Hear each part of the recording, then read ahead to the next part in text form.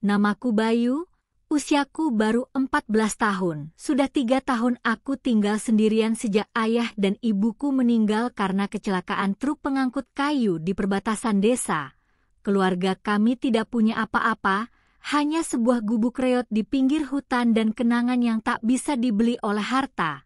Pekerjaanku setiap hari adalah mencari kayu bakar, berburu burung kecil untuk dimakan, dan kadang-kadang menjual jamur atau akar ke pasar. Aku sudah terbiasa sendirian, tapi malam selalu jadi waktu yang menakutkan. Angin hutan menggerung, daun berjatuhan seperti langkah kaki, dan suara burung hantu kadang membuatku menangis diam-diam. Malam itu, aku mendengar suara aneh dari dalam hutan. Suaranya seperti erangan pelan, dan aku pikir itu hanya suara hewan yang terluka. Tapi esoknya, aku penasaran dan memutuskan mengikuti arah suara itu.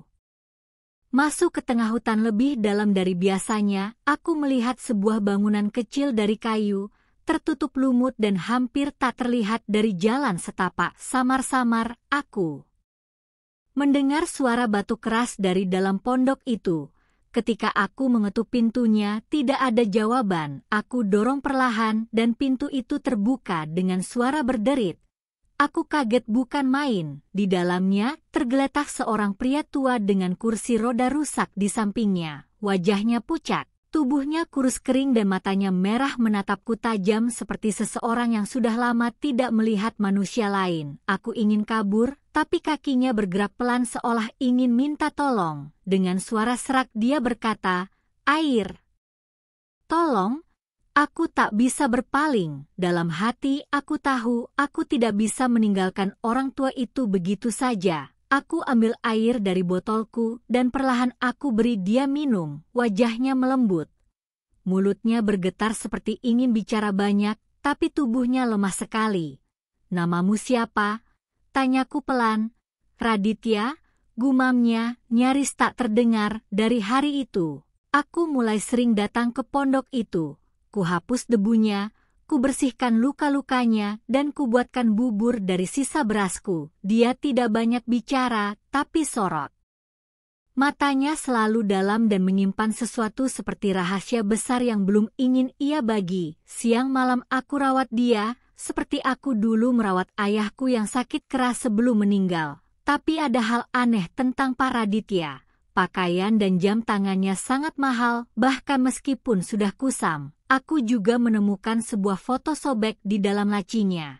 Seorang wanita cantik memeluk seorang bayi, latar belakangnya seperti villa mewah. Aku penasaran, tapi aku tahu belum saatnya bertanya. Malam itu, sebelum aku pulang, ia pegang tanganku dan berbisik, "Kau anak baik, besok kau akan tahu siapa aku sebenarnya." Sejak hari itu, aku makin sering datang ke pondok tua di tengah hutan, tempat Pak Raditya tinggal dengan tubuh lumpuh dan sorot mata yang menyimpan luka masa lalu. Aku datang tak hanya membawa makanan dan air, tapi juga kebersamaan yang mulai menumbuhkan sesuatu yang belum pernah kurasakan sejak kehilangan kedua orang tuaku, kedekatan. Belum pernah aku memanggil seseorang dengan sebutan Bapak sejak ayah meninggal.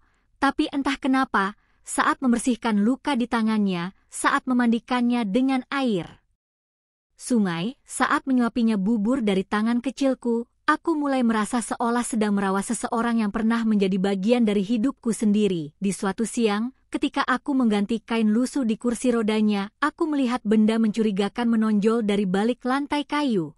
Perlahan aku cungkil papan itu dengan pisau kecil yang biasa ku pakai mencari jamur. Dan mataku langsung membelalak. Sebuah koper besi kecil tersimpan rapi dalam celah lantai, terbungkus kain tebal yang sudah berdebu dan berlendir karena kelemapan hutan. Ketika ku buka perlahan, isinya membuat tanganku gemetar. Kepingan emas, kartu identitas bisnis, dan uang dolar yang belum pernah kulihat jumlahnya sebanyak itu seumur hidupku. Di atas tumpukan uang itu, terdapat sepucuk surat yang belum sempat dikirim, tertulis tangan dengan tinta yang telah memudar, untuk Anindya dan Alvano. "Maafkan ayah yang memilih bersembunyi demi keselamatan kalian. Aku tidak mati, seperti yang mereka sebarkan. Aku bersembunyi karena mereka mengincarku, bahkan orang terdekatku sendiri." Aku menelan ludah. Pikiranku kacau, siapa Anindya? Siapa Alvano? Dan siapa mereka yang dia maksud?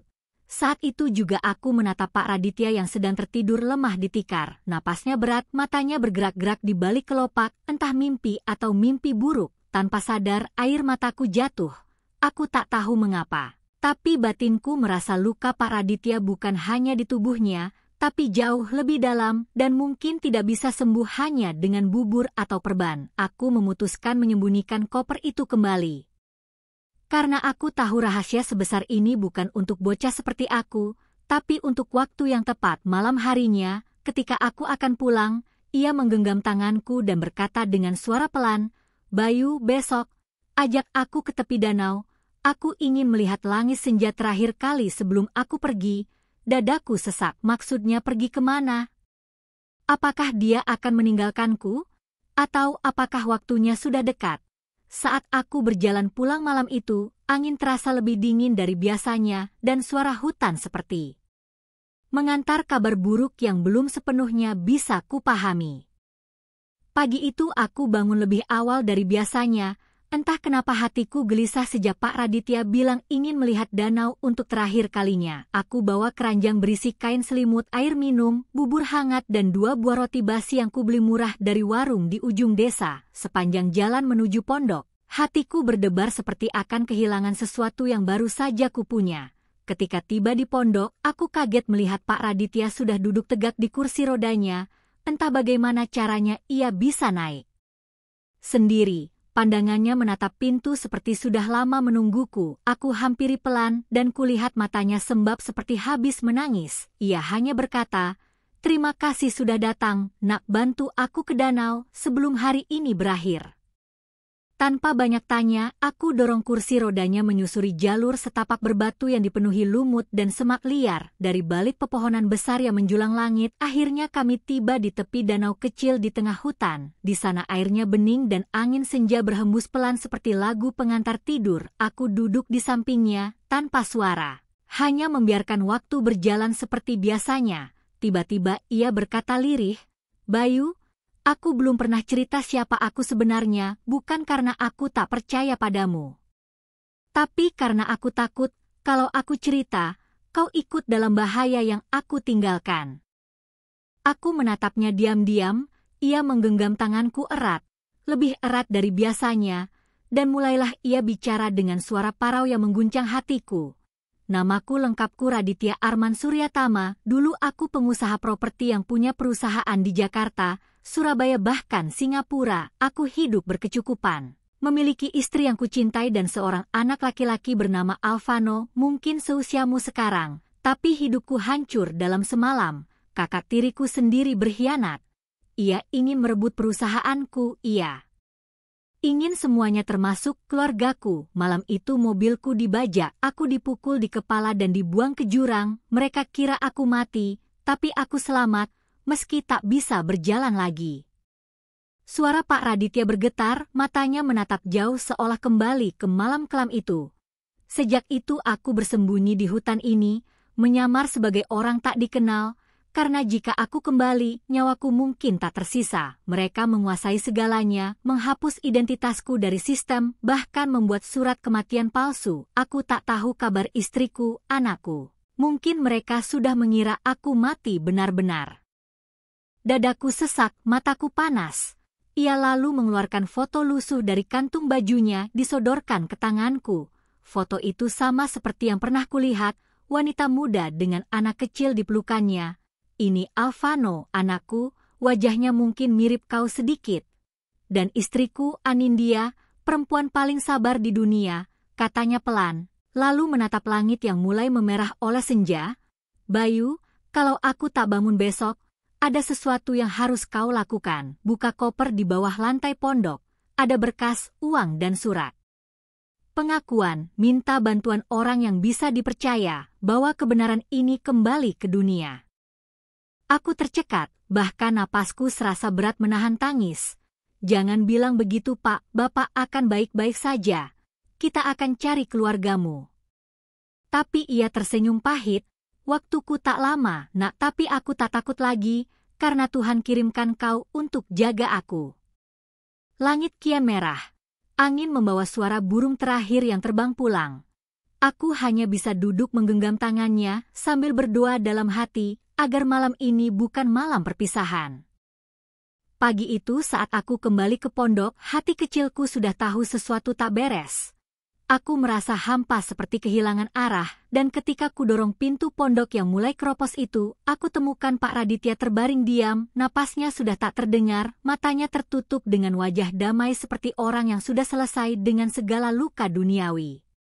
Tak ada tangisan dariku, hanya sunyi yang membekukan tubuhku. Aku duduk di sampingnya selama beberapa jam, hanya menatapnya dan menggenggam tangannya yang mulai dingin. Aku tak tahu kenapa, tapi rasanya seperti kehilangan orang tuaku untuk yang ketiga kali. Ketika matahari siang menembus atap pondok yang bocor, aku teringat pesan terakhirnya. Kuambil pisau kecil dan perlahan kubuka papan lantai tempat koper itu tersembunyi. Kubuka isinya dengan tangan gemetar, segulung dokumen hukum tertulis rapi, beberapa surat kuasa, sertifikat saham perusahaan bernama Suryatama Land Corp, dan sebuah catatan tulisan tangan yang membuat dadaku makin sesak. Bayu, jika kau membaca ini, artinya aku sudah pergi. Tolong temukan anakku Alvano dan ibunya Anindya. Mereka mungkin tak tahu aku hidup. Tunjukkan surat ini ke pengacara lamaku, Tuan Darwin. Alamatnya tertulis di bawah. Tolong jangan percaya siapapun selain dia. Gunakan uang ini untuk perjalananmu. Aku melihat ke dalam koper. Selain dokumen dan emas, ada juga sebuah ponsel kuno yang masih menyala saat ditekan tombolnya. Di dalamnya hanya ada satu nomor tersimpan, Darwin, pengacara. Saat itu juga aku tahu, aku harus meninggalkan hutan dan menuju kota, meski aku tak pernah keluar desa seumur hidupku. Aku bungkus koper itu dalam kain. Masukkan dalam ransel lusuh milikku, lalu kubakar pondok itu pelan-pelan sebagai penghormatan terakhir untuk Pak Raditya. Aku menggali lubang kecil di bawah pohon besar. Tempat ia sering duduk memandang senja, kubaringkan jasadnya perlahan dan kutanam dengan tanganku sendiri tanpa suara doa, karena aku tahu Tuhan pasti mendengarnya dari tangis hatiku. Perjalanan menuju kota bukan hal mudah buat anak yatim sepertiku. Tak ada kendaraan, uang pas-pasan. Dan aku harus berjalan kaki belasan kilometer keluar hutan sambil membawa koper berat dan kenangan yang makin membekas. Tapi aku tak punya pilihan lain. Aku menumpang truk pengangkut hasil tani dari pasar ke kota kecil bernama Karangjati, lalu dari sana naik bus tua menuju pusat kota Surabaya, di mana alamat pengacara itu berada. Di tengah keramaian kota yang asing dan suara kendaraannya menakutkan, aku menggenggam erat ranselku dan berjalan ke gedung tinggi bernama Suryatama Tower. Ironi yang menyakitkan, bangunan milik orang yang sedang kubela. Tapi kini di bawah kekuasaan pengkhianat yang telah mencuri segalanya. Di lantai 12, kantor pengacara Darwin terlihat sepi. Tapi begitu kutunjukkan surat dan dokumen itu, kulit wajahnya langsung pucat. "Dari mana kamu dapat ini, nak?" Tanyanya dengan suara gemetar. "Dari Pak Raditya, dia sudah meninggal semalam," jawabku pelan, matanya memerah. Ia duduk lemas, lalu mengambil ponsel dan berkata, Ini akan mengubah segalanya. Anindya dan Alvano harus tahu suaminya masih hidup selama ini, dan dibuang oleh saudaranya sendiri." Di mataku, air mata akhirnya jatuh untuk pertama kalinya sejak kepergian Pak Raditya, bukan hanya karena kehilangan, tapi karena langkahku akhirnya menemukan jalan terang. Hari itu hujan turun pelan di kota Surabaya, langit gelap seperti ikut berkabung atas rahasia yang selama ini tertutup kabut pengkhianatan. Pak Darwin, pria setengah baya dengan rambut memutih di pelipis, mengajakku naik mobil hitam ke sebuah rumah besar di pinggiran kota. Tangannya terus menggenggam map berisi surat-surat dari Pak Raditya. Sementara aku duduk diam di kursi belakang, memandang keluar jendela dengan hati campur aduk. "Alvano tinggal bersama ibunya sejak tragedi itu," kata Pak Darwin tiba. Mereka dipaksa diam, disangka sudah menjadi janda dan anak yatim, padahal ayah mereka masih hidup dan tersiksa di hutan. Aku hanya mengangguk, tidak tahu harus berkata apa. Setelah 1 jam perjalanan, akhirnya kami tiba di depan rumah besar berpagar besi hitam. Bangunan itu megah, tapi terasa sepi dan dingin seperti tidak pernah dikunjungi kebahagiaan. Kami disambut oleh seorang wanita setengah baya berwajah teduh namun terlihat lelah. itulah Anindya, ibu dari Alvano, istri sah dari Raditya yang selama ini mengira suaminya telah tiada. Saya Darwin, bekas pengacara suami ibu Raditya, dan ini anak yang merawat beliau. Selama 2 tahun terakhir, ujar Pak Darwin perlahan, mata Bu Anindya membelalak, dia menutup mulutnya dengan tangan, air matanya langsung jatuh. Apa maksudnya? Suami saya, Raditya, dia masih hidup. Ia baru saja meninggal 2 malam lalu, Bu, di hutan, dengan luka dan penderitaan yang tak bisa diceritakan.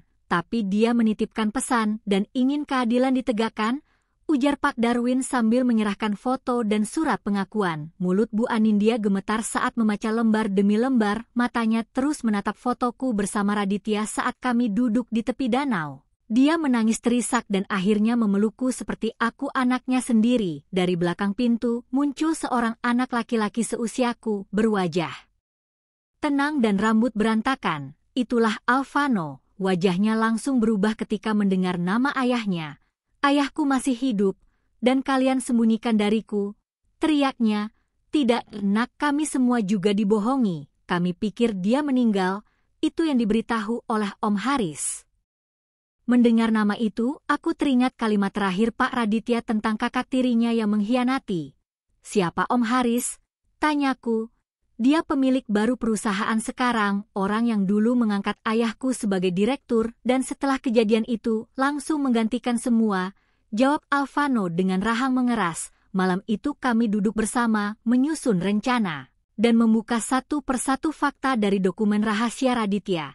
Ternyata selama ini Haris memasukkan surat kematian, menggelapkan aset perusahaan dan bahkan mengalihkan kepemilikan saham kepada dirinya sendiri memakai tanda tangan palsu. Pak Darwin mengangguk tegas saat membaca data hukum.